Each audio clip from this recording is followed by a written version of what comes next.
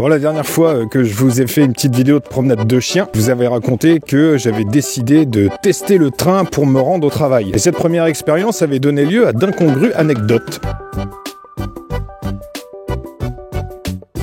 Bon, toujours est-il que j'ai continué, j'ai persisté, j'ai persévéré. Et je remarque que chaque jour, il m'arrive une petite anecdote, un tantinet iconoclaste. Donc on peut dire que dans mes routines s'intègre une forme d'imprévisibilité. Ça fait partie du forfait. Autant dire qu'après 2 semaines à l'avoir pratiqué quasiment quotidiennement, j'ai un petit peu pris le rythme et finalement mon bazar est tellement fléché que je peux y aller en pilote automatique. Et je crois que c'est ici que réside le piège. Le pilote automatique, où finalement tu baisses ta garde et t'es beaucoup moins en hypervigilance. C'est là qu'il peut t'arriver des anecdotes. Il y a une fois j'étais dans le train à l'arrêt et puis moi j'attendais comme ça, normal. Je savais pourtant qu'on était à la gare de ma destination, mais pour autant moi je bougeais pas. Et j'ai commencé à apercevoir beaucoup de gens rentrer dans ma rame. C'est là que j'ai percuté en me disant qu'il fallait peut-être que je sorte. Et effectivement, à 2 secondes près, la porte se refermait sur moi, j'étais parti pour aller dans une autre gare, loin de chez moi. Mais là, le truc qui s'est passé, c'est que je m'étais positionné à une extrémité du train, dans une rame lointaine. Si bien qu'en arrivant à bon port, je reconnaissais pas, au travers de la fenêtre, ma gare habituelle. Il y avait rien qui correspondait. Normal, puisque d'habitude, j'étais plus ou moins dans la gare, là où les gens étaient à quai. Mais comme j'étais au bout, j'étais déjà parti loin. Donc j'ai pas reconnu et je suis resté comme un clampin. Et un peu plus, j'atterrissais à Laval. Bref, je suis sorti du train en faisant houhou, j'ai eu de la chance. Et le lendemain, j'ai repris mon rythme. Je suis descendu du train et j'ai chopé direct mon bus.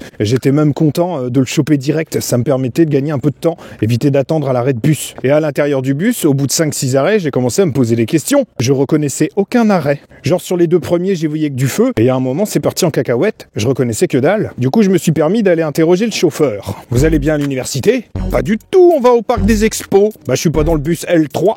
Non, vous êtes dans le 13. 1-3. C'est là que j'ai compris mon erreur. Sur le bus, il y avait écrit 13 et moi j'ai confondu avec L3, ça ressemblait un peu. Sur le coup de l'action, j'ai pas fait gaffe. Donc clairement, j'étais en train de partir en vadrouille, je sais pas où. Je vous rappelle que je connais pas forcément la ville où je bosse. Alors le chauffeur, il m'a proposé de rester carrément avec lui jusqu'au terminus et refaire un petit tour avec moi.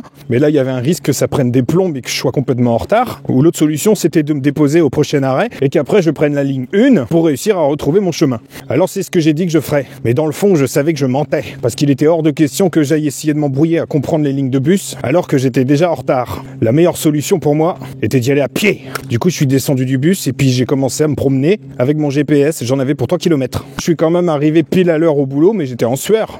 Et suite à ça, je me suis dit, tiens, en 2 jours, il m'arrive 2 fois une petite anecdote. Soit je manque carrément d'oublier de descendre de mon train, soit je prends le mauvais bus. Et c'est là que je me dis, Fabrice, ne te repose pas sur tes lauriers. Parce que le point commun de ces 2 anecdotes, c'était que ma vigilance, elle était quand même vachement à la baisse. J'étais beaucoup moins tendu du slip parce que finalement, j'avais déjà honoré les trajets et que j'avais l'impression d'avoir pris quelques repères, quelques habitudes. Autant dire que l'anxiété, ça peut t'amener à partir en cacahuète, mais le fait de ne pas l'être assez également. Mais en vrai, je sais pas qu'est-ce que je préfère. D'un côté, je serais traversé par l'inquiétude qu'il m'arrive quelque chose d'inattendu et que je sache pas le gérer. De l'autre, il m'arrive carrément quelque chose d'inattendu que j'avais pas du tout anticipé. Donc soit j'anticipe le risque et mes trajets, ça va être un calvaire, mais à la fin, je serai quand même assez soulagé. Mais à quel prix? Soit je l'anticipe pas du tout et je me sens plutôt zen, mais seulement tout d'un coup, ça part en vrille et ça, je l'avais pas anticipé, c'est arrivé comme ça, à brûle pour point.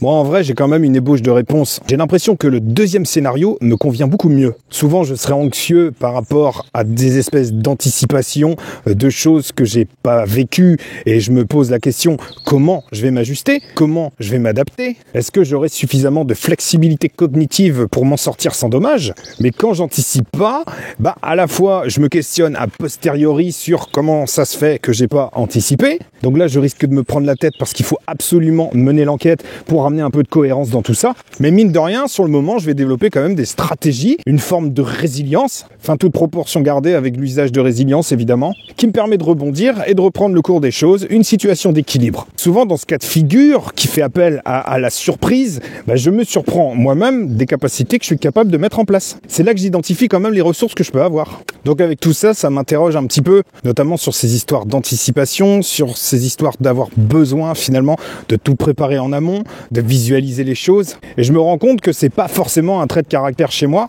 mais que ce sera vachement lié au niveau d'anxiété dans lequel je suis. C'est comme si c'est quelque chose qui viendrait à un moment faire tampon pour apaiser, mais qui rassure juste le moment où je n'y suis pas. puisque dans le feu de l'action, inévitablement, il arrivera quelque chose qui fera que ça partira en couille. En même temps, je dis ça, si finalement je me suis senti assez zen dans le bus ou dans le train alors qu'il m'était arrivé des petits épisodes imprévus, c'est aussi parce que c'était déjà rentré dans mes habitudes et que le moment où j'anticipais tout avec anxiété, c'était avant justement de me lancer, de faire le grand saut. Donc ça veut dire que c'est un petit peu des deux et que les deux viennent s'alimenter. Donc en fait, je développe des stratégies d'adaptation énormes sur des situations que je connais, mais si je les connais, c'est parce que je les ai pratiquées, et si je les ai pratiquées, c'est parce qu'à un moment, je les ai anticipées. Je vois que ça comme explication.